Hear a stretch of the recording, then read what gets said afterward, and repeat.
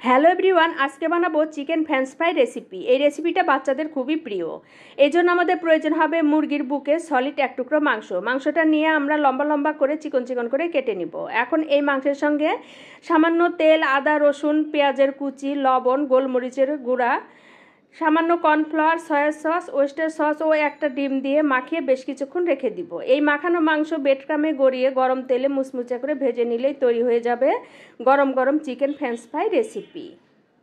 Hello everyone, আজকে বানাবো কলা দিয়ে তৈরি ঝটপট ডিজার্ট। এই ডিজার্টটা বাচ্চারা খুব পছন্দ করে এবং খুব সহজে বানানোই যায়। এই জন্য আমরা একটা কলা নিয়ে ছোট ছোট টুকরো করে কেটে নিব। এই কলার ভিতরে কয়েকটা ডিম ফেটিয়ে দিয়ে খুব ভালো মতো মেখে নিতে হবে। এখন এই মাখানো কলা বেডক্রামে গড়িয়ে গরম তেলে মুচমুচে করে ভেজে নিব। খুব আস্তে আস্তে ভাজতে হবে যেহেতু কলা নরম। ভাজা হয়ে গেলে উপর দিয়ে সামান্য টমেটো সস ও মেয়োনেজ ছড়িয়ে পরিবেশন করব গরম গরম।